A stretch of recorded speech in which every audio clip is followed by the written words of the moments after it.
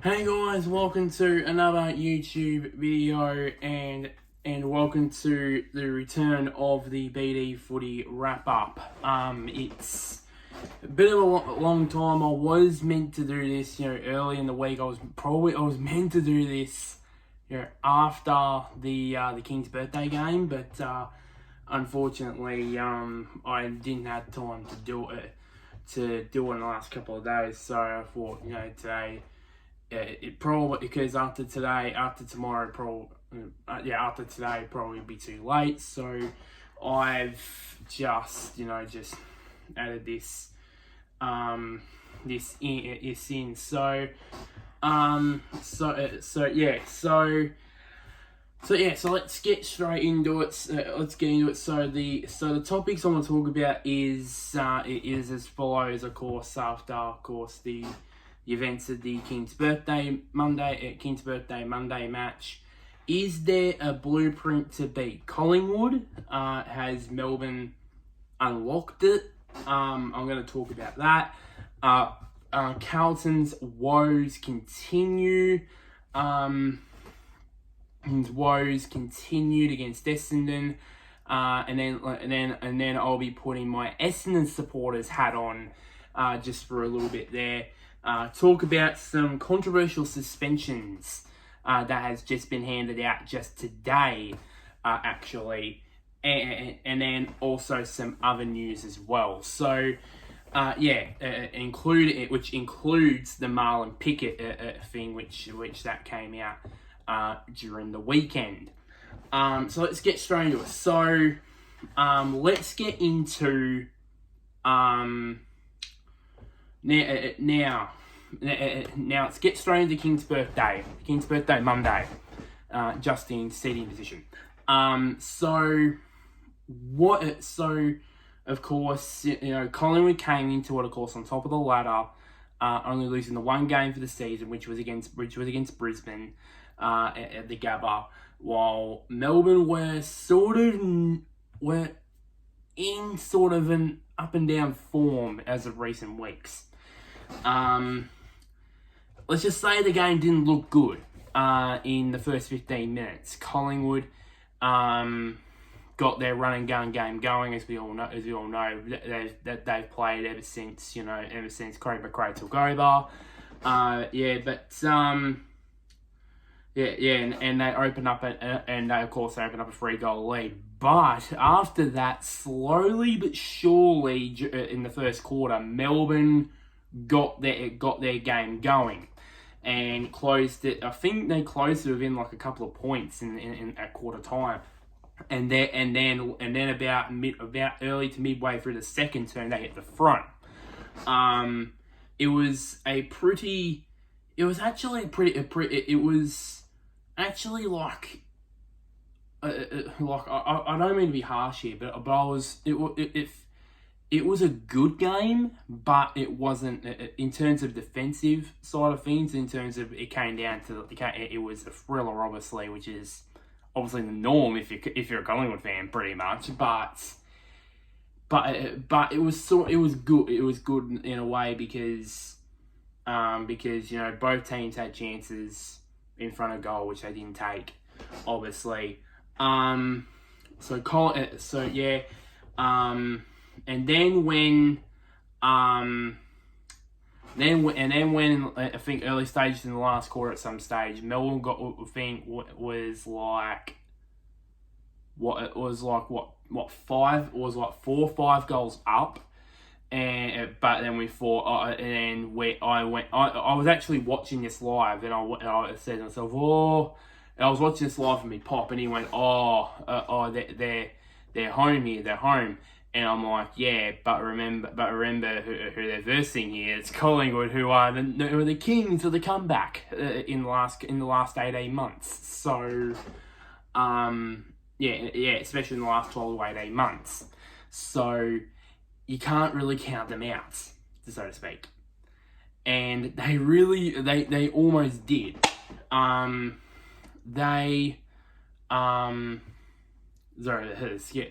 That was me, Bottle. That was, by the way, that was the sound pretty much. It scared the living bejesus out of me. That's going to be a really good footage there previously. But moving on, but back on topic. So what happened was and then of course, as the closing of the games wind down, I could tell that Collingwood was slowly getting back into it.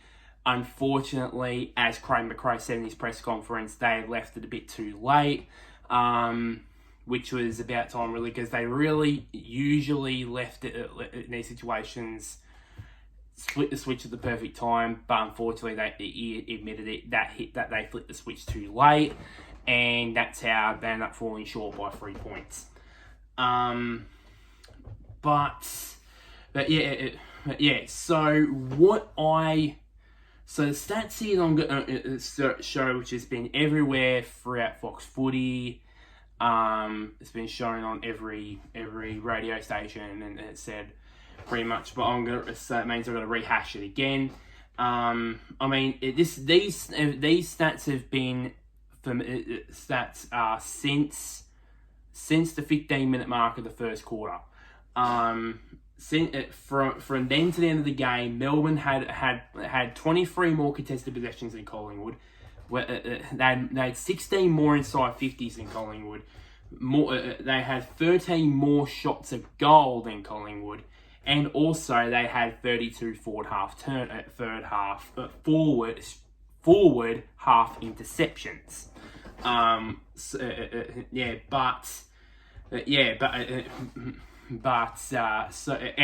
I remember on Footy Classified on Monday after the game, I think Lloydie even said that Collingwood were rattled by the way that Melbourne played. So, is this some sort of blueprint possibly for teams to go, this could be a chance to beat Collingwood? Because I've been saying in my mind all along.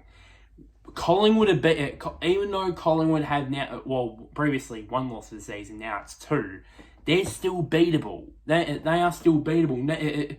If you looking at this video right now and thinking, Collingwood are unbeatable, you are kidding yourself. No team in this current day can go a season undefeated. Nobody can. And there's even going to be times where Collingwood are going to be down on form. So yeah, I've said this all along. I've said this all year to myself all year that Collingwood are beatable, but you need to play 4 quarters of footy to beat them. That's just what Brisbane did. That's what that's what Brisbane did to them in round 4. That's what what Melbourne did on Monday, where they played 4 quarters of defensive footy. Yes, they did turn off a bit, and not necessarily saying that Melbourne were in the clear here. They also made some mistakes in that last 5 minutes. I've seen. I mean, May dropping a couple of easy intercept marks, which. A couple of easy intercept marks, which usually he gobbles up, but he didn't take on one of them, which ended up in a stoppage, which ended up in a Nick Dacos goal to make it pretty interesting with 30 seconds left. And then also late in the game, his defensive partner and Jake Lever also dropped a couple of marks that he should have taken. So there was wrongs on both Collingwood and Melbourne on the Melbourne fronts. From my perspective, in a lot of ways. But in the big moments, Melbourne were just a little bit better. They were just a little bit better.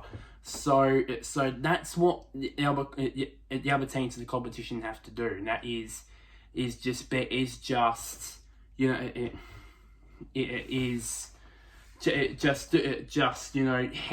play 4 quarters of footy, and also when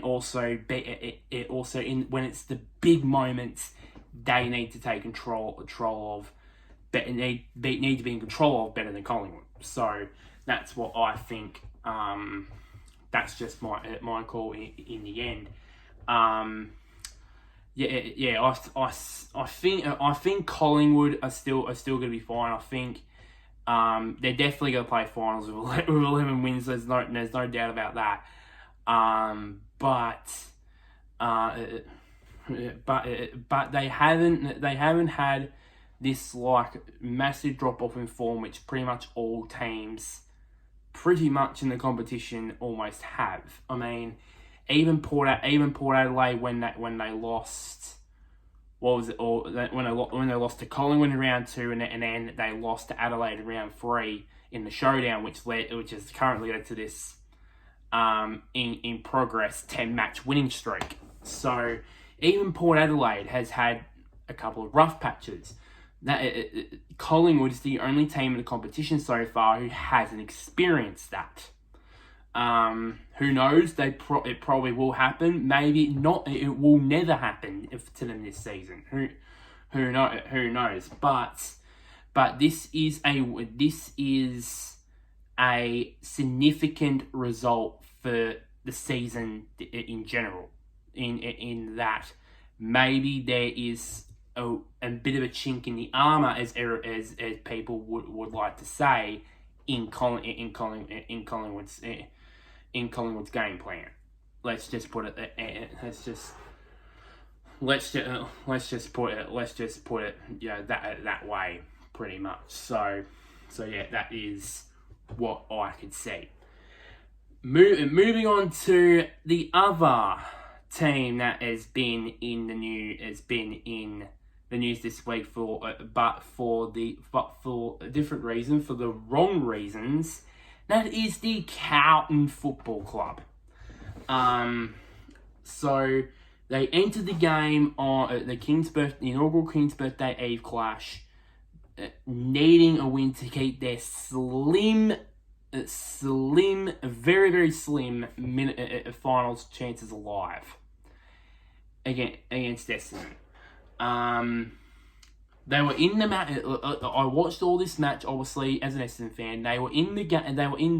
That they took hit the lead a couple of times, and then Essendon came back at halftime. Even though Essendon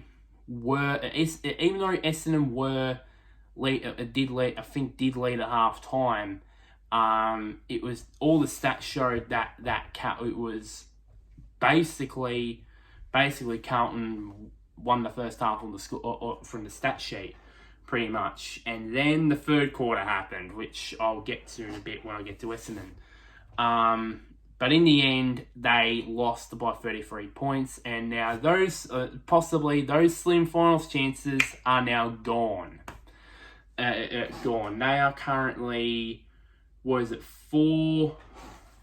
around 13. So I think it's 4-9-1. I think. Might have to check that. 4-9-1. I believe. I think they played 13 matches. With Gold Coast to play next Sunday, which is going to be pretty interesting. If they lose that one, oh boy, they're gonna be. The panic button is going to be hit down at Princess Park. The thing that left off the table to everybody was the fact that they had 33 tackles for the whole game. 33 tackles for the whole game. It was their lowest in 8 years. And also after post game, the Fox Footy team talked about it, and Nathan Buck said that they had 16 tackles in the first quarter. 16 tackles in the first quarter. 16 of the 33 tackles were in the first quarter. Then afterwards, I think it was like 7, 8, and 7 for the remaining 3 quarters. Which was unbelievable by the way, as well. But there was a couple of them which sprang out to me in this eye. So Essendon had Carlton only had 7 players that had a disposal efficiency of 80% or more. Essendon on Sunday night had 10 players that had an 80% disposal efficiency or more. Which is one of the reasons why I checked just before I could recording this video, and they are actually top. They're the best in the league for disposal efficiency in average disposal efficiency in the league. So no wonder about that. But along with the tackle count, by the way, the biggest thing that leapt off the stat sheet to me, the main thing was the top 10 players for pressure acts, which is just another thing equivalent to equivalent to tackles. Obviously, we all know that Essendon aren't exactly that good in terms of pressure. I think they're one of the bottom sides in terms of pressure teams in the competition. But on Sunday, only two players with a Blues Guernsey on that was in the top 10 for pressure acts. The rest were all Essendon players. I'll name you the top 10 as follows: Jai Caldwell, 31. Zach Merritt, 29. Ben Hobbs, 26. Andrew McGrath, 23. Matthew Kennedy, who was the one of two Carlton players. He had 22. Will Snelling with 22. Sam Walsh, the other Carlton player, he had 21. Archie Perkins, 21. Matt Guelphy, 21. Matt Guelphy with 20, I should say, rather, and Jake String with 20, also with 20. That leapt off the ground to me in terms of the way that they're going, because I'll focus on the game. I'll focus on the gameplay wise, and then talk about things that's happened off field. For Carlton, it looks like to me in this game that Essendon had done a number on Carlton with pretty much almost the game plan that Carlton used in 2022. That's what it looked like to me, especially in that third quarter, which I'll talk about in a bit. So I believe for me, that they're a team now. I think they're like what Melbourne were last year, but worse. Where they can defend, like they have quality players in there. They have Wiedering, Sard, Doherty. They have all these players, and they also have some guys that do their bit for the team, like Marchbank, like Lewis Young, for example, all these players that do their roles for the team. They can defend, but unfortunately, they can't score. And it's really weird to say that about a forward line that has Charlie Curnow, I said the wrong Mackay, Harry Mackay, Owies. It was in there. That was in there last night. On Sunday night. It's not like it's an average or pretty. It's a good forward line. It's a forward line to fear in the competition, and yet they can't score because there's a lot of times where basically there's a lot of times it's been shown time and time again their entries into the forward 50. it's just incredible, really. Where they go to Colonel Mackay way too often, and it's almost like they all that's the player that it's almost like they're trying to get to McKernan Mackay to get him out of trouble most of the time. And unfortunately, the problem is, it was lucky that, of course, Zerk Thatcher was pretty much almost out of his depth against Mackay, and then Charlie did his bit for most of the game, but surely, I mean, this has been a problem all year. Like this is not just happened with Carlton. Like this is what's annoyed me more than the pretty much, to be honest, annoyed me more than the dangerous tackle saga. Saga, which I'll point to later. Yeah, it's just that it's just that I think they're not, in terms of kicking into each 18 teams. Every time they kick towards their attacking 50, they bomb it long down the line. No wonder why Darcy Moore's having a great year, Charlie Ballard's having a great year, Callum Wilkie's having a great year. Those three are the best interceptors in the game. And no wonder why they're having great years, because midfielders and some forward line and some forwards decide to bomb it in long, hoping that their big key forward gets on the end of it. But unfortunately, they can't, because in their forward line, they're just basically going to be outnumbered like 10,000 to 1, because there's going to be that many people in the back line.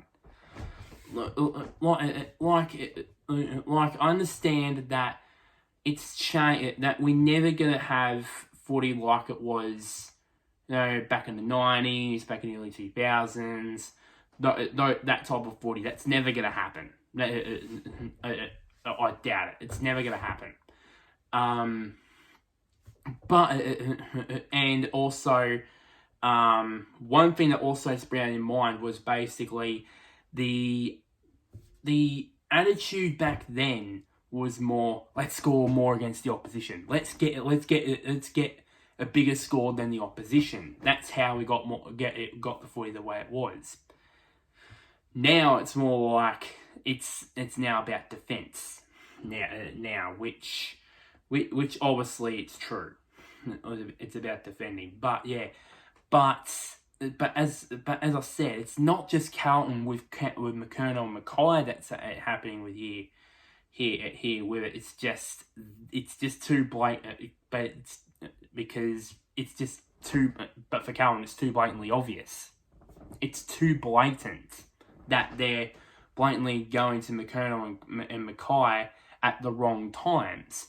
When at the same time they got somebody all alone inside their 50, about 40-45 metres out, maybe on a slight angle or directly in front, that they could kick to. What I believe why they're doing it is because of this is an issue that has not been addressed, and that is the play on not 15. There's been so many for the last couple of years. There's been so many of these calls that the umpires gotten wrong. I'll be sitting there watching a game going, how is that not 15? It's gone about 25 meters, and it's gone about 25 to 30 meters, and they call it not 15. And yet there's times where basically the ball barely goes 5 meters, and it's been called a mark. Like that, that's happened. That's happened. I've seen it before in the last couple of years. So yeah, it's just unbelievable, really. But back on the form with Carlton. yeah, I believe that. I think that for me, it was revealed by Sam McClure on Footy Classified last week that said that I don't think he said it in these words, but he said that Michael Voss's position as coach is under threat. Which I don't blame him. And I remember on Monday's episode, they showed the footage of a press conference with, I can't remember his name, but back in 2015, he was then the Carlton CEO. And he said, they was asking something about Mick Malthouse, and said, that we're going to run with Mick Myers to the end of the season, yada, yada, yada. And at the same time, the players said, no, it's not Mick's fault, it's us. It's us players that has to take the blame. 15 days later, he gets a sack. So, and then also to further prove on that, Brian Cook came out, who is the CEO, who's the current CEO of Carlton, came out when he was asked about the future of Michael Voss as coach. He said he said that he is going to be the coach at Carlton until the end of his contract, which, by the way, that runs out at the end of next season. So and then also he also explained that he was asked, could there be changes to the footy department? And all he said was, we'll wait and see. So 2 years after there was massive changes to the footy department of that football club, 2 years later, as I said, 2 years later, it's going to happen again. So yeah, it's just not good here. But now back on the Michael Voss thing, I don't know. This is what might be a shock to everyone, and particularly Carlton supporters. I'm 50-50 on whether Michael Voss is the coach of the Carlton Football Club by round 1 of 2024 or not. I'm 50-50 because and this is my reason why. There's been several news stories that have come out this year that has crept up on us. First off, especially in recent months, especially in the last month or two, Alistair Clarkson leaving North Melbourne because of his mental health, that crept up on us. Damien Hardwick resigning as Richmond coach, that crept up on us a bit. I won't be if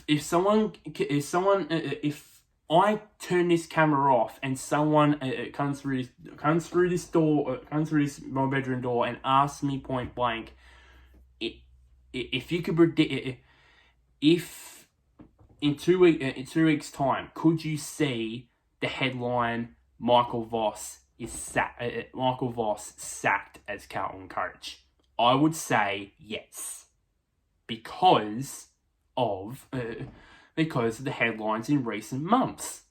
This is that we can't just say that since he has a contract, and probably I'll be wrong, and probably Brian Cook, what everyone says about Brian Cook being true to his word, maybe that would happen, and that's true. Maybe they see him out, they let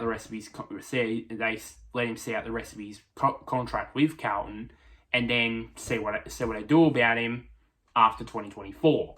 But I can't count out the possibility that he gets the sack before the end of the season. I'm sorry, I just can't get that out of my head. I just can't. Until the end of the season, I can't get that out of my head. Because, as I said, anything can happen in terms of that. But yeah, so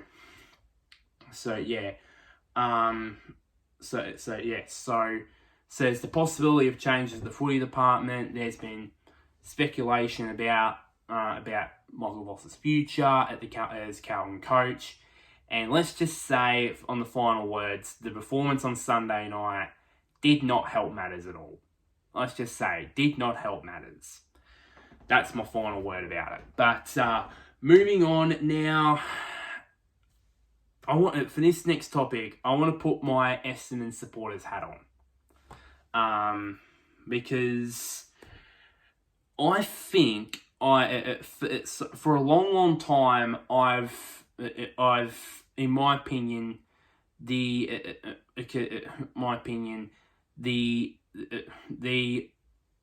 I've always said the most exciting quarter of football that I've ever seen from Essendon, and I remember this as well because I went to this game live, was round 9 2017 against West Coast in the second quarter where we kicked 7 goals. I think we kicked 7 goals in that quarter.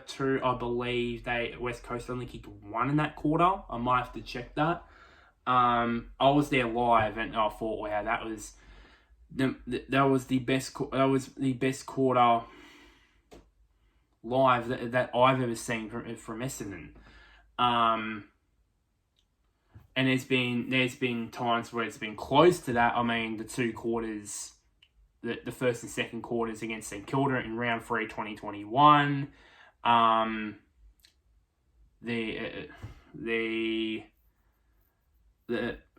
Trying to think of another thing the Saints that said about 2017 later that year against St Kilda in round 17, that same game where Joe Danaher took mark of the year, that third quarter where we kicked 7 goals to, was it 1 or 2?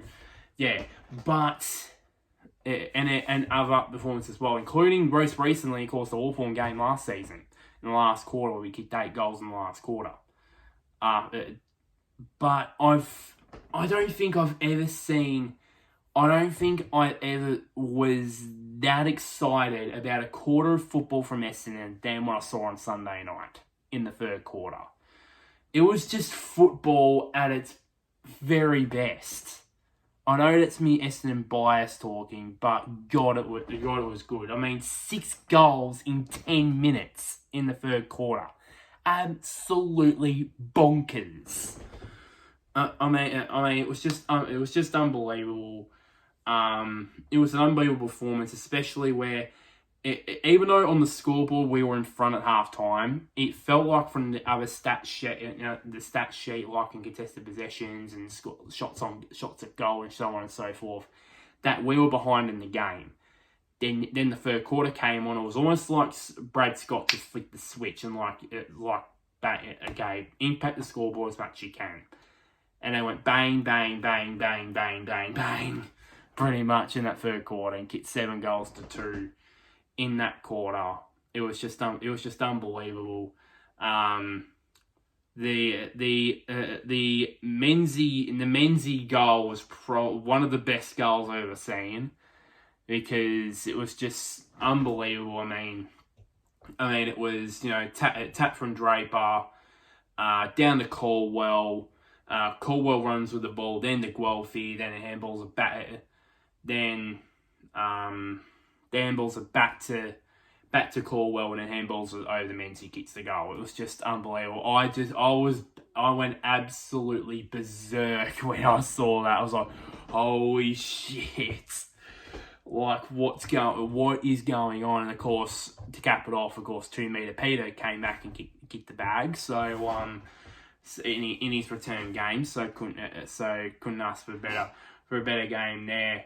And another thing that stood out was the fact that with Darcy Parish, Dylan Shield, and Will Setterfield out, which has been our first choice midfield pretty much, for most of the.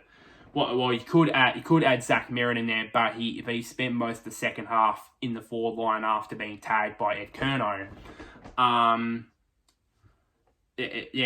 Those 3 there, Parish, Shield, and Setterfield, have been our main midfielders.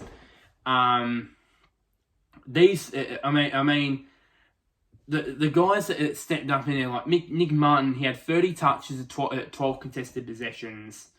12 contested possessions, 9 marks, 7 clearances, and 8 score involvements in this game, mind you. Jai Caldwell, 25 touches, 7 score involvements, and a goal. Ben Hobbs played. I say his best game with as a bomber. By far his best game. 24 touches, 415 meters gained, and 8 score involvements.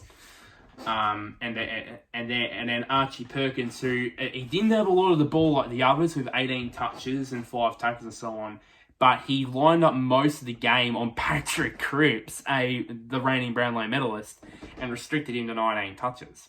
So yeah, and at some point, because we have to buy this week, I would assume eventually after the buy we'll get Parrish back at some stage. And I think a week after that we'll probably get Setterfield back, and at some stage later in the year we'll get Shield back. So basically we'll have mostly our first choice team back as soon as we know it, and it's frightening how we kicked 4 centre bounce goals without two of the best centre probably two of the best centre bounce players in our team. We scored 4 goals, and this is no fluke. This is not a lie. I heard this from when I looked at work when I was on my break at work. I went on TikTok with because I follow the SCN account on there, and I remember Jared Waitley and David King were talking about centre bounces from Essendon. And Kingy said that they've kicked 28 goals. Essendon kicked 28 goals from centre bounces, which is the number 1 in the league. So, which is true, by the sounds of things. Which is massive. It is absolutely massive for us, and it means we've got so much depth. For me, adding in Parrish, Shield, Setterfield, and then Merritt, obviously, and then adding these 4 guys in there, that's 8 players that could possibly go into the midfield, or possibly go in the midfield, or are already in the midfield. And yeah, Nick Martin, he's in the form of his life. Caldwell's in career best form. Hobbs is in career best form. Perkins is as well. He's proved now that he can not only just be a guy that can go forward and be a small forward that hits the scoreboard, but he could also go into the midfield and go to someone like Patrick Cripps and do it and hold them to a certain amount of touches. So that performance I know it was 1 quarter, but that performance on Sunday night, since the start of the season, I've really kept the lid on Essendon's performances. I've really kept the lid on it, because I didn't want to go, oh yes, Essendon are a great team, and then they usually go, they just go shit pretty quickly after I've said it. So this time I've really held myself back because I didn't want to saving. Now that is now starting to turn. Like, I'm not totally on it. It's probably like that where I'm starting to see the possibility that everyone's right, that yeah, Essendon is a good side. Do I think that Essendon can win a final? I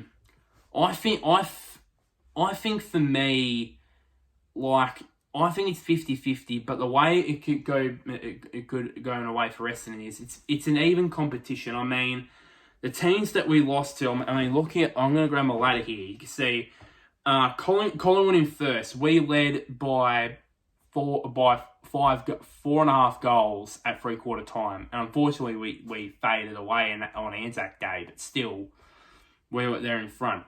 Port Adelaide, we lost to them by a kick.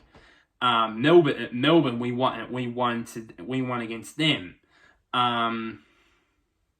We won against them in an impressive performance in Gabba which made everyone take notice. And then against Brisbane, we led at half time, but unfortunately we faded away in the second half. So there is a chance that we can finally break that finals drought. I just want to see my team win a final. I just want to see it. And unfortunately it hasn't happened. So yeah, in that way. So yeah. But just to close on this conversation, I believe I think I have seen one of, if not the most exciting quarters of footy that I've ever seen Essendon play on Sunday night. And are they a good team? Are they a final contending team? I'm slowly but surely starting to see that as a real possibility, as a bit of a possibility, not a real possibility, but a bit of a possibility, because there is a chance they might maybe fall off the cliff at the end of the season. You never know, so injuries that to report from, especially out of the King's birthday game. Of course, Darcy Moore had I remember during one of the contests he was limping around with something to do with his ankle. But he played out the rest of the game, obviously, as a captain should. We haven't heard news about it yet. So, it's been a couple of days. We haven't heard anything about it. I guess no news is good news for Collingwood, let's put it that way, about that. But and then so I'd assume he'll get over and probably play, and then Jack Viney. I mean, how tough was he? I mean, he injured his shoulder about early in the game. I think it was towards the end of the first quarter. He injured his shoulder, and yet he still was BOG and won the Neil Danaher Trophy. Just unbelievable. Just absolutely unbelievable. To him, it was just unbelievable, really. Just the courage he did once, like Darcy Moore, we haven't heard anything about it. So as I said, no news is good news for Melbourne fans. And an injury that I didn't know actually happened, really, and that was Adam Tomlinson suffering a hand injury. I didn't know this was not reported at all during the game. I didn't know. It was either that, or it was probably that this happened probably at the end of the game. That's why probably I didn't hear about it during the Channel 7 broadcast. But I think so I think the hand injury really did cost them in that sort of regard in a way. So I believe that all three of these players will be fine in terms of their injuries. There was a couple of suspensions that was handed out. First off, make it short and sweet. Obviously, about Zach Merritt, he was cleared with the sling tackle on Jim Cotter. A sling tackle that wasn't a sling tackle, to be honest. So that's why probably he was cleared. Just a bit short and sweet about that one. And then the other one was that the Saints appeal of Dan Butler's 1 match suspension for his dangerous tackle on Nick Blakey on last Thursday night. That was successful, which means now he's free to play which is free to play. So pretty much, yeah. So that would be good for that on that. It would be pretty much because there's been a lot of bloody confusion around this. Now onto the two suspensions that was handed out. Now, of course, James Sicily and Ryan Mansell were both referred to the tribunal over their separate incidents. Of course, Sicily for his dangerous tackle on Hugh McCluggage. Mansell for the head high bump on James Aish on Saturday night. Sicily, let's actually go to Mansell first. He was given a 3-game suspension for his head high bump on Aish. From what others have heard, I believe it's correct because Aish was subbed out of the game with Aish was subbed out of the game with concussion. And I don't know if he's going to play, or do they have to buy? I don't know about that, but if they do have to buy, it's probably great for Aish because basically he can recover from the concussion. It seemed like to me looking at this here that I've heard that there was that both Mansell and Aish were taking the ball. I mean, the thing that probably changed it for me was the fact that Mansell turned his body right before the point of contact. So I don't know if it was him bracing for contact or not, but that's probably, I think that's probably what's done him in the end. And then the Sicily suspension, I would say controversial suspension for his tackle on Hugh McCluggage. I think I said on my Saturday review that this might be a bit of an unlucky suspension, and it's turned out to be. It is an unlucky suspension for him. Where Hawthorn are starting to get into some good form right now. The one game that he hasn't played, they pretty much got smashed by Port Adelaide. So I don't know how they're gonna do the next 3 matches without him. But it seemed like for me, like from what I said this on the Saturday review, you tell young players when you do a tackle like that, you roll them onto your chest. That was what Sicily was doing, and it was just unfortunate that that second motion, I would guess, the second motion of McCluggage's head slamming on the ground, that's what got the suspension. So I believe it's I mean, it's unfortunate. It was totally unlucky, I believe, for Mansell for Sicily. I think. I think Mansell's 3-game ban, I believe, was deserved. I think from what I've seen and from what I've heard, I believe that he chose to bump. And of course, if you get him high in the head, then obviously you get called, as De Goey found out a couple of weeks ago. So those were the suspensions. Final couple of topics before I wrap it up. About the Marlon Pickett situation at Richmond. If you guys don't know, after the Saturday game against the Saturday night game against Fremantle, he knew that he was going to be questioned by the police after the game. Then it was reported on Monday night or Tuesday afternoon. On Monday night. Later on Monday night, it was announced that Marlon Pickett had been arrested for several offences during the Christmas and New Year break in WA.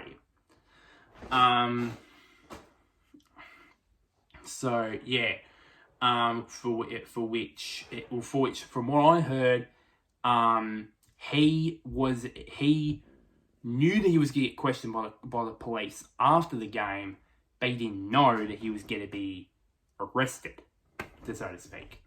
So yeah, so there's a couple of different stories here. From what I've heard from someone was that that the guys that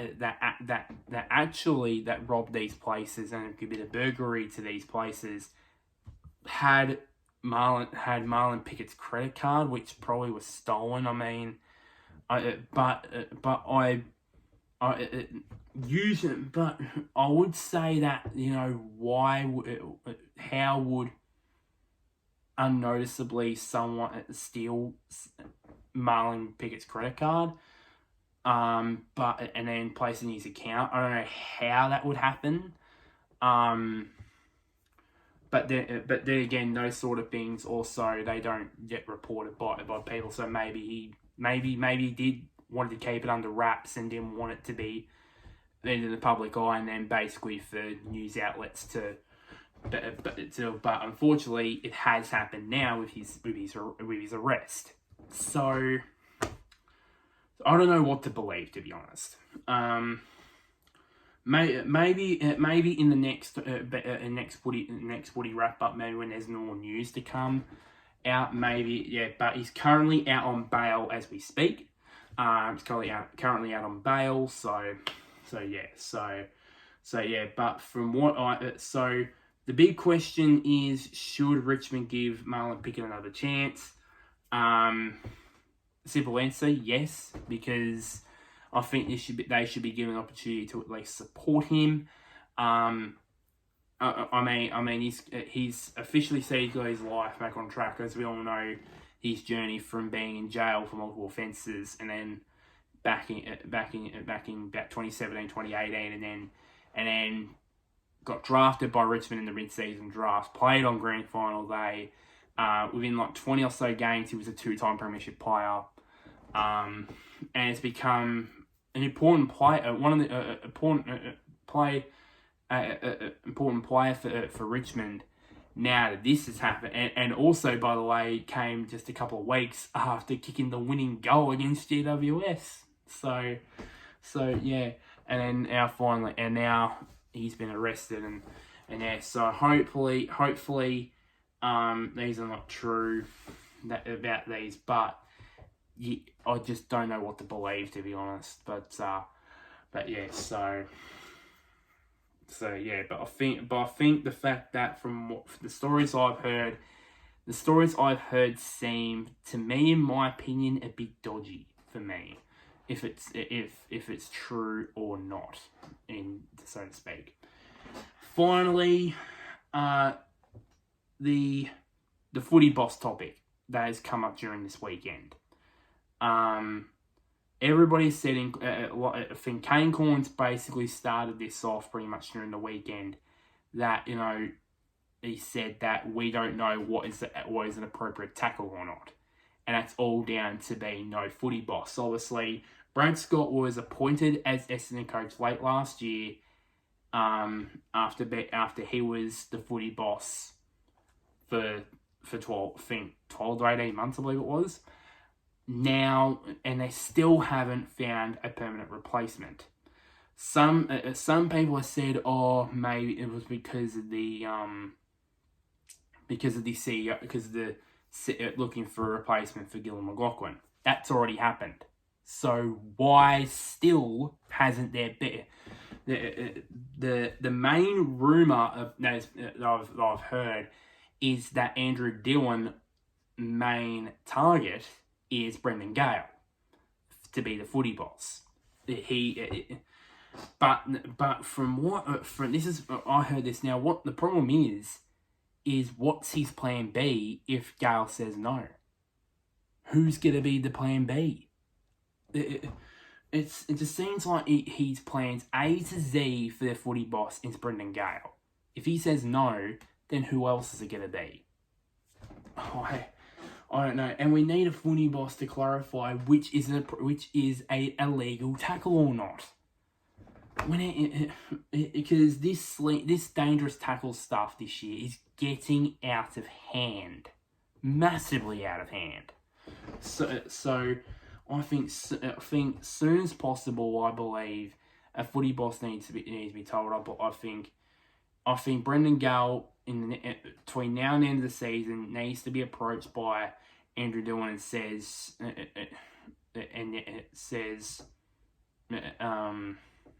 if it's a yet. I think for me, Andrew Dillon, I believe, if he doesn't appoint a footy boss by at least the end of this season, then I believe that's the first in his role as CEO. That's, in my opinion, his first fail is to appoint a footy boss because there's been basically no AFL footy boss, we have, but it's on an interim basis. So why isn't it been called already? It's just ludicrous to me. And the game just keeps on getting more confusing as time goes by. So I believe for me, Andrew Dillon, I think at least the end of the season now that we know who's going to be the CEO, I think it's time to know the footy boss, and it has to happen in the next few weeks. It has to. No ifs, no buts. In the next few weeks, it needs to happen. I think Brendan Gale, and also he needs to have a plan B on who would be the footy boss if Brendan Gale says no. Because at this point, it's only Brendan Gale or bust, to be honest. So a lot to talk about. So there was a lot to talk about over this weekend's matches, and I still can't believe that tomorrow is going to be the start of another week of footy. So make sure like this video, share to anybody who is a Melbourne fan or a Carlton fan or a fellow Essendon fan like me. Comment down below. Did you agree with the topic with the things I've said about so many topics that I've said in this video? And send us your thoughts about it. Was there anything I've missed? Put those down below. And one last thing, somewhere down there is the big red button which is labelled subscribe. But until next time, guys, I'll see you guys later, and wherever you may be, may the sun or the moon shine on you.